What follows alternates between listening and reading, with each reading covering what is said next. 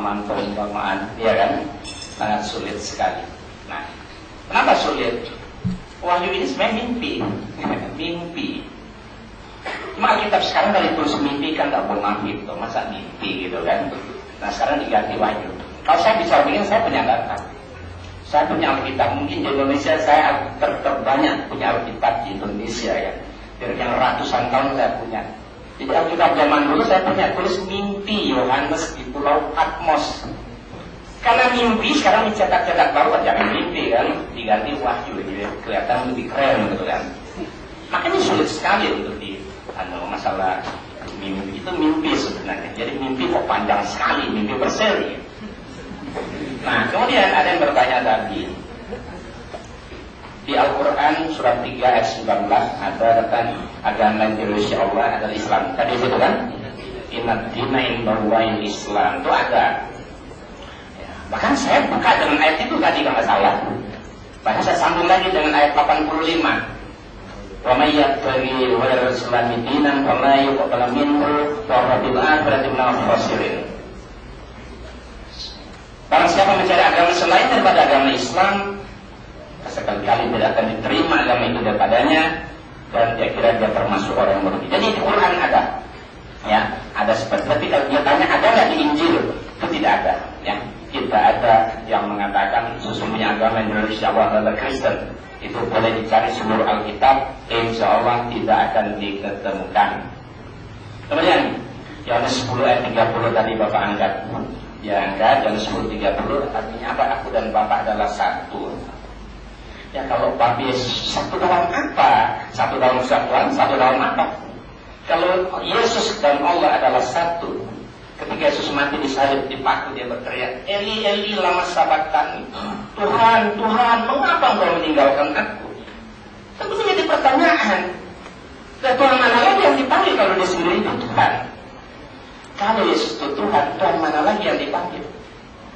Kalau dia menyatu antara Yesus dan Tuhan, apakah Tuhan ikut mati? Tidak mungkin.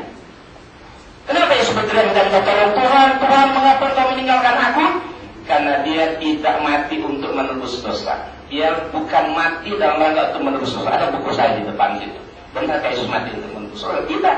Yesus mati karena korban ketidakadilan hukum pada saat itu.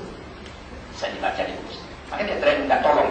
Kalau Yesus dipersiapkan oleh Tuhan mati di kayu salib untuk menebus dosa, logikanya dia harus rela pasrah ikhlas. Gak perlu berteriak minta tolong. Dengan dia minta tolong, dia menunjukkan dia tidak dipersiapkan oleh Allah untuk Tuhan mati untuk menebus dosa. Nah, kemudian tadi ada yang bertanya masalah wakil di surga. Dia merasa yakin dia punya wakil di surga, dan Yesus telah naik ke surga dan duduk di sebelah kanan Tuhan. Kalau ada di Yesus duduk di sebelah kanan, sebelah kiri siapa ya? Nggak mungkin Tuhan kan, kalau dua Tuhan kan. Nah, Yesus naik ke surga, dia menyediakan tempat. Apabila aku telah datang ke sana, aku akan menyediakan tempat. Dan setelah apabila aku kembali ke bumi, aku akan mengantar kamu ke tempat, ke rumah yang telah kusediakan kepadamu. Itu ayatnya di Injil. Nah, terus apakah sudah ada jaminan masuk surga? Ya, masuk surga itu hak Allah. Kita tidak bisa memastikan saya pasti masuk surga. Itu tergantung. Ya, tergantung amal perbuatan kita. Banyak ayat Al-Quran masuk surga, tapi syaratnya harus beriman dan beramal soleh kan. Baru bisa masuk surga. Begitu jadi Kristen, memang asal percaya pada Yesus dijamin pasti masuk surga.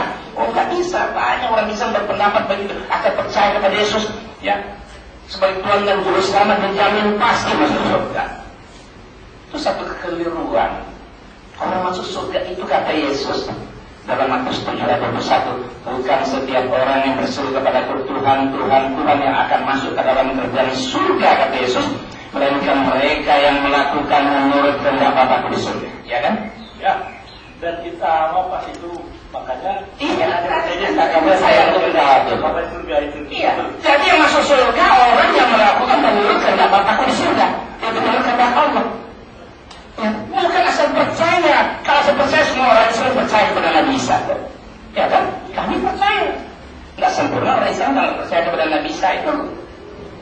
Tapi Tapi yang masuk surga menurut Yesus itu orang yang melakukan menurut kehendak Bapakku yang di surga, yaitu Allah Subhanahu wa taala. Nah, sekarang menjadi pertanyaan, apakah umat Kristiani sudah melakukan menurut kehendak Bapakku di surga?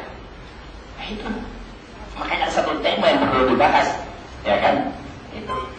Apakah dari jalan keselamatan atau konsep keselamatan menurut Alkitab seperti apa? Itu perlu ada tema khusus. Apakah hanya percaya begitu masuk surga? Enak banget. Kalau semua orang dijamin pasti masuk surga, ditebus oleh Yesus, nggak ada artinya kita berbuat baik, beramal soleh selama hidup di dunia. Kalau ternyata semua masuk surga. Jadi masuk surga tergantung amal perbuatan selama dia hidup di dunia. Ya kalau tidak mau percaya sama Yesus, tapi dia tidak pernah melakukan kehendak Bapaknya Yesus, ini percuma. Dia tidak akan mungkin selamat. Contoh, Yesus sunat.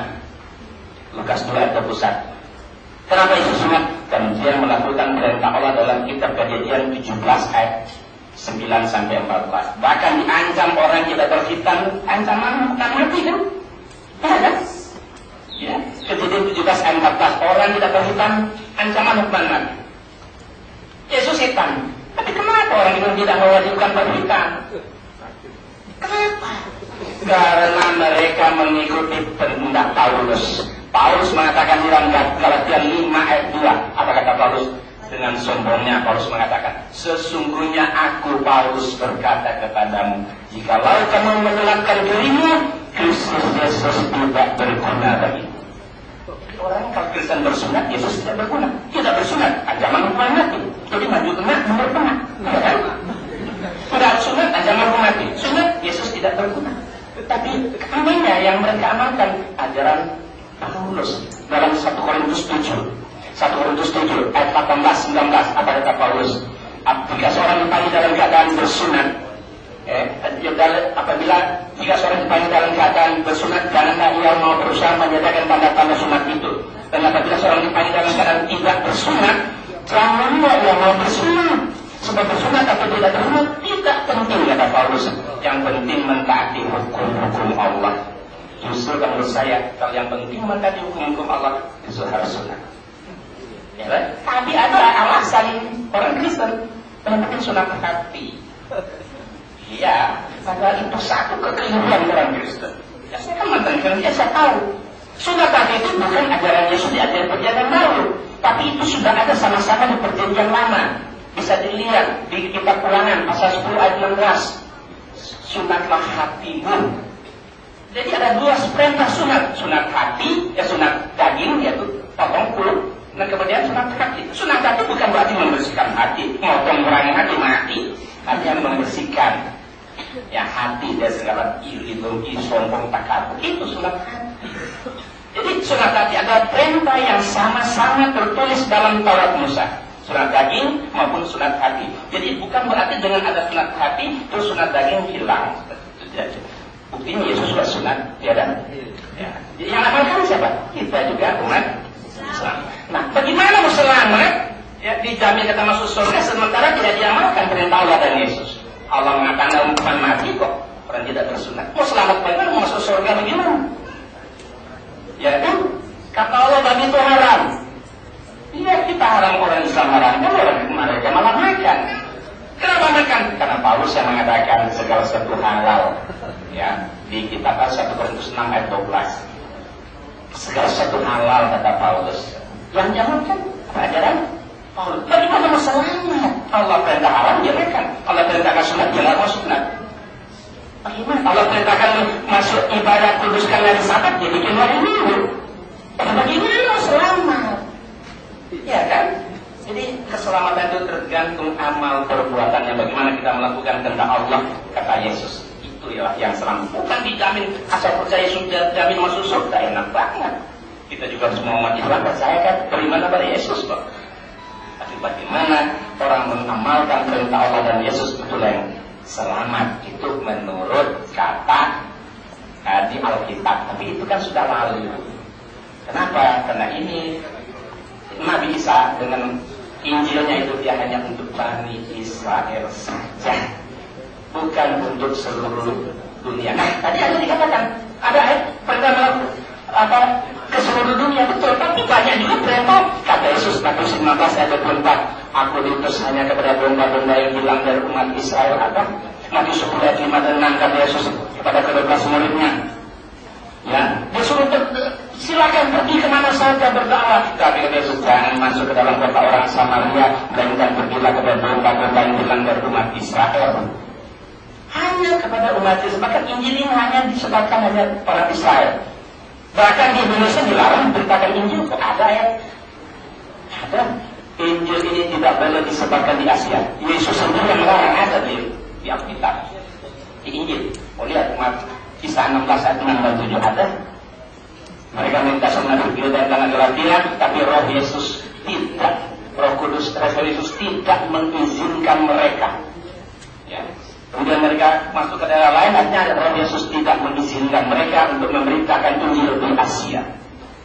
Berarti memang Injil itu tidak boleh disebarkan di selain dari Bani Israel, karena Nabi satu Yesus itu diutus hanya untuk Bani Israel. Banyak ayat dalam Al-Quran mengatakan Nabi Isa rasul untuk Bani Israel. Kalau ada yang seluruh dunia di Alkitab, ini berarti bertentangan. Di satu sisi dia bilang seluruh dunia, satu sisi kata Yesus dia utusan untuk Bani Israel. Makanya Alkitab itu banyak sekali bertentangan. Kenapa? Karena Alkitab ini ditulis oleh 40 orang. Alkitab itu diwahyukan kepada 40 orang, sumbernya banyak, bukan hanya dari Allah, sumbernya banyak, diwahyukan kepada 40 orang. Yang disertai 40 orang. Beda dengan Quran, sumbernya satu diwahyukan kepada satu. Tapi Alkitab sumbernya banyak, diwahyukan kepada 40 orang, maka wajar terjadi pertentangan di sana sini. Ya kan? Sehingga keporsimelannya sudah tidak jauh. Masalah Trinitas terakhir, saya bawa Injilnya. Trinitas ini ada terus di catatan kaki sini, Yohanes 5 ayat 7 dan 8. Sebab ada 3 yang memberi saksian dalam surga, Bapa, Firman, dan Roh Kudus. Dan ketiganya adalah satu. Bapa, Firman, Roh Kudus, dan Bapa dan Roh Kudus. Dan ketiga ada satu, itu Trinitas. Ternyata mau Bapak boleh lihat di sini di catatan kaki, tapi Injil lama atau Injil sekarang nggak ada. Ayat yang dalam kurung Trinitas itu sebagai pasti tidak asli. Atau tidak asli apa? Ya palsu. Itu terus dari Injilnya sendiri. Masa bilang saya punya koleksi Alkitab terbanyak mungkin Jawa di Indonesia. Itu catatan kaki yang kuno-kuno saya punya. Ternyata ditulis ayat Trinitas itu tidak asli itu. Tidak asli berarti palsu. Ya kan? Ya demikian.